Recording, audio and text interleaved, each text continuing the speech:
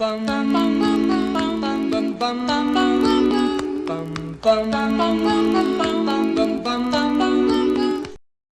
his call for a United Nations investigation into 9/11, President Ahmadinejad of Iran made the following points.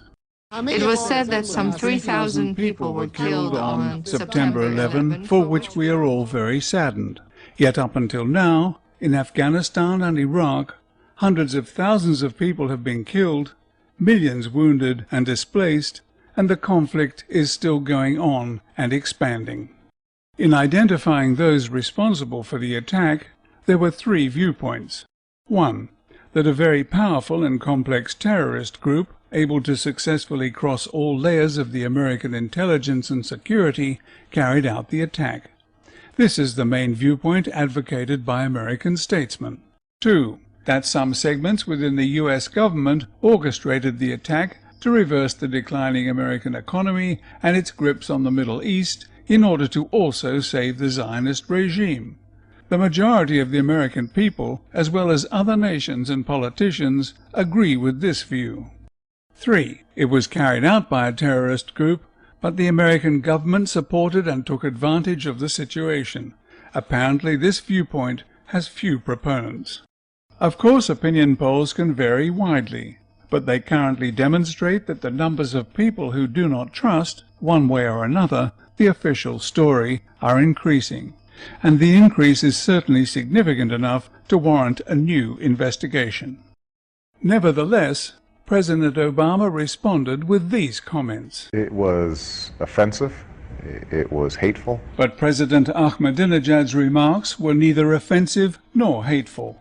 He was stating widely held views about the attacks of 9/11, and he also expressed his sorrow for those who were killed that day, something rarely heard from Americans about the people they kill, and who are often described merely as collateral damage.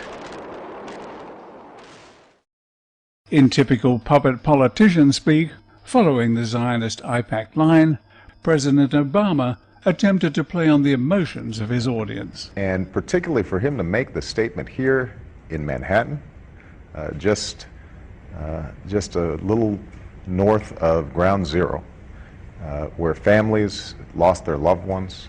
This is the kind of 9/11 rhetoric we've heard time and again, suggesting that it would be preferable to allow the real perpetrators to go unpunished because pursuing them might upset their victims' loved ones. But it doesn't address the issue. Was President Ahmadinejad's statement in any way accurate? Try an internet search using only these words, "For 9/11 Truth," and you will discover that there are many organizations who share Dr. Ahmadinejad's concerns and which are dedicated to finding out the truth about what really happened on September the 11th, 2001.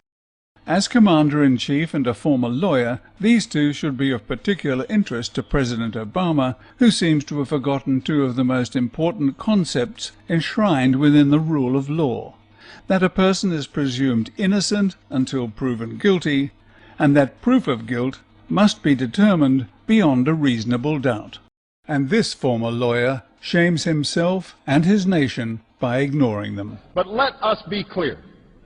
Al-Qaeda killed nearly 3,000 people on that day. That so-called fact has never been proven beyond a reasonable doubt. It is based on hearsay. It is the language of a lynch mob. In fact, the name Al-Qaeda was invented by the CIA, as even the now staunchly Zionist BBC once admitted. Even bin Laden's displays of strength for the Western media were faked. The fighters in this video had been hired for the day and told to bring their own weapons. For beyond his own small group, bin Laden had no formal organization, until the Americans invented one for him. Al-Qaeda chose to ruthlessly murder these people, claimed credit for the attack. Osama bin Laden has denied that he ever claimed responsibility, And even now states their determination to kill on a massive scale. In the immortal words of John McEnroe, you cannot be serious. Almost anyone with a telephone or internet access can claim to be a member of Al-Qaeda and make such threats, including U.S. government employees. They have affiliates in many countries, and are trying to expand their reach. They have affiliates wherever the CIA or CNN or the BBC, without providing any proof, like to imagine they have affiliates. And they are now describing suspects apprehended prior to 2001, when the name Al-Qaeda was first coined, as being members of an organization that was yet to be invented. These are not opinions to be debated. These are facts to be dealt with. But when two former CIA operatives admit to having made fake videos of Osama bin Laden, where, if ever, do facts and fantasy converge?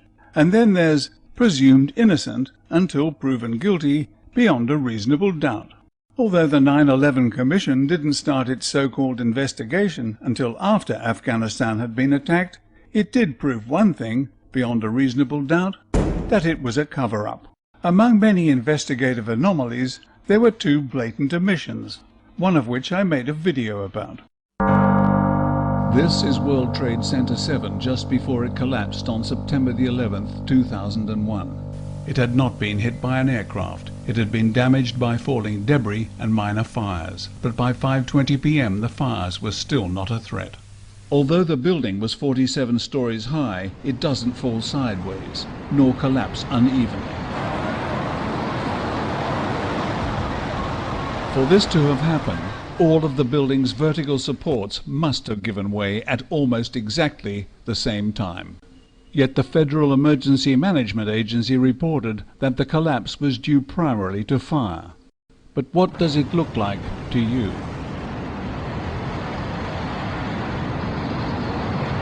As at July 2007, there is no final report on the collapse of World Trade Center 7, but the National Institute of Standards and Technology still rules out a controlled demolition. So the question is, do you believe what you can see with your own eyes, or do you believe what you are told? The Commission's other blatant omission has to do with the initial murder weapons. The 4 aircraft involved on 9/11 have never been forensically identified. This despite a considerable amount of aircraft debris found near the World Trade Center, at the Pentagon, and at the crash site of alleged United Airlines Flight 93 near Shanksville, Pennsylvania. There has been much speculation about the extent of the debris field here, as well as whatever it was that hit the Pentagon or flew over it. And the FBI have just made a stunning admission about one of the alleged 9/11 air-to-ground telephone calls. And now the FBI tells us that the story Ted Olson told about these calls from his wife, those calls never happened. Ted Olson is still a free man.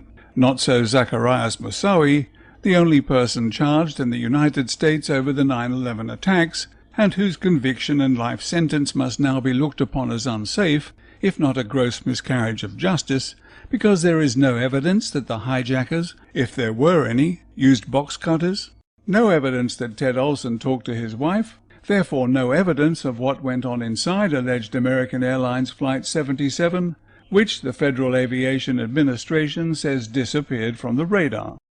So there is now no evidence that Flight 77 returned to Washington, and no video evidence of a Boeing 757 hitting the Pentagon, because all the world has been shown of the alleged event is this.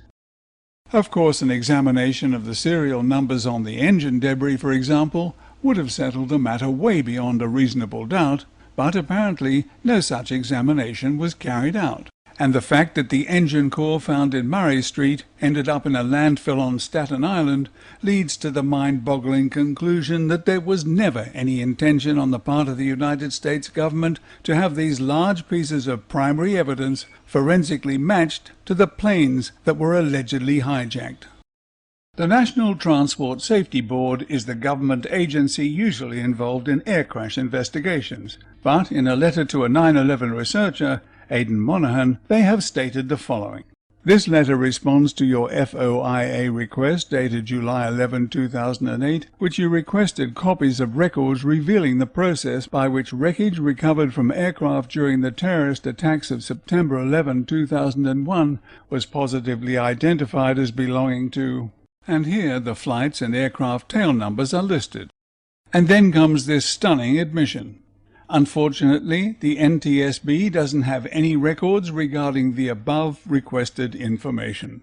So, if the NTSB doesn't have such information, which US government agency has? The Federal Aviation Administration or the FBI, perhaps? But as Aidan Monahan discovered, neither are about to give it up. So at this point, no one will be surprised to learn that the copies of these documents, which are available on the internet, have one thing in common. The serial number of the device from which the information was alleged to have been derived is missing. And to borrow a phrase or two, these are not opinions to be debated.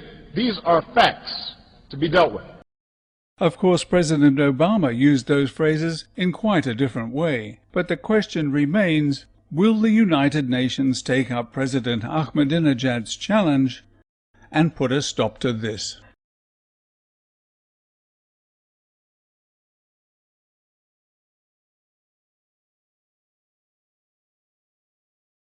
A quiet word of warning. Any comments having to do with the no planes in New York theory will be deleted. There are plenty of other places where this nonsense can be discussed.